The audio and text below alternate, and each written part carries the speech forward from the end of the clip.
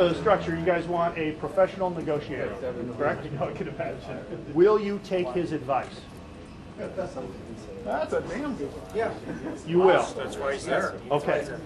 If he comes to you and says, guys, data hire is not going to work. Doug Parker will not come off it, or he's going to charge us $200 million, and we're not going to get anything else other than data hire. Are you guys going to back off of that on his advice? Good question. It's actually a very poor question because the fact of the matter is that Doug Parker wants a deal. And Doug Not Parker, at any cost. it doesn't cost him anything. You don't know Doug Parker very well. Yeah, Doug doesn't want it for us, and he doesn't want it for, well, he wants it for Doug. He's And saving we all money. know why Doug wants a deal, and it's because he's sitting out the mergers right now because he doesn't have one.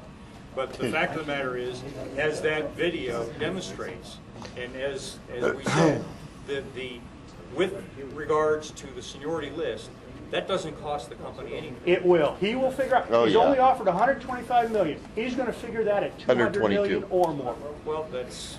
So what are you going to do if your negotiator comes and says, guys, data hire will not get you anywhere? It's tantamount to making up some other impossible speculation. It's Well, not worth you guys debating. hired a lawyer, a professional negotiator, to get you data hire in the arbitration. Obviously, you asked for unreasonable things and you didn't get it. You keep asking for unreasonable things, such as data hire, you're not going to get it. So here we are 2 years, 3 years later. Where are we at? No money. Yeah, but first of all, this group here has nothing to do with the stalemate. So if you want You to... guys are ALPA members. Yeah, Your you do. majority elected your leaders. Yeah. Yes, you do. That was my point. My point is, you all have exactly the same responsibility No, he doesn't, as 'cause the he didn't stalemate.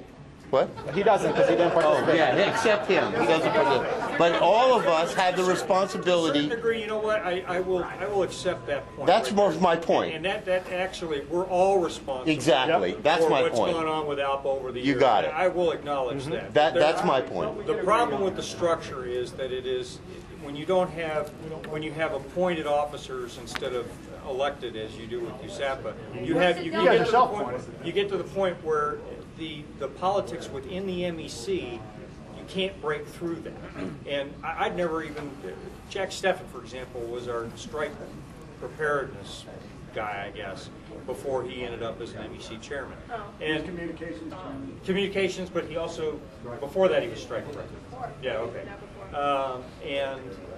Which shows you I didn't know who he was. He didn't See, participate. that's all But my point- East history. No, has nothing to do with us. You guys are mad at them for your own reasons. Well, I was actually addressing his comment, which I am agreeing with, and that is that you certainly have had times on your own property here because we've read the same. In fact, I was actually very disappointed, just as I am in Doug, to read some of your own MEC stuff because I was desperate for things to get better. I'm speaking personally on this property. I, first of all, naively thought Doug was going to be finally somebody who wanted to run an airline instead of just flip us like a burger. And unfortunately, it looks like we're stuck with just another guy that looks at us as an investment. Doug Frankie is who we're stuck Well, with. it is, and you know, it's really a shame because there's so much more that could happen on this property, and we have no control over it. And the second thing that unfortunately disappointed me, and this is not a personal thing because it's just as bad or worse in the East, was I guess I was alarmed when I saw the first communications because I had this impression that somehow or another you guys had it so much more together in your MEC. And the moment I read the letters, I went, oh my God, it's just as bad as it is in the West, or in the East. And so that is what's going on here, and that is really the heart of this. And has Nicolau pushed us over the edge?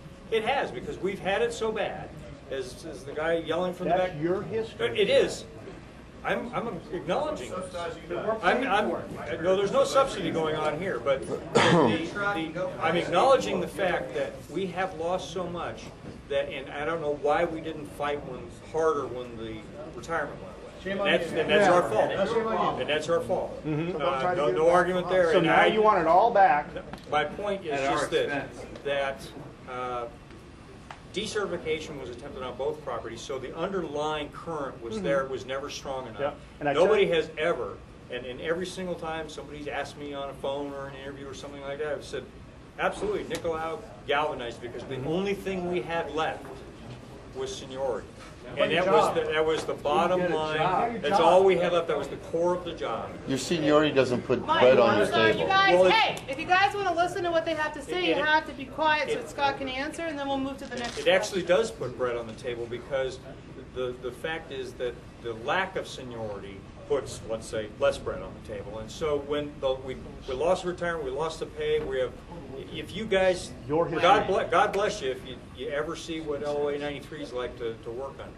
So, You voted. You know, and hopefully that voted on it. Hemingway won't do that.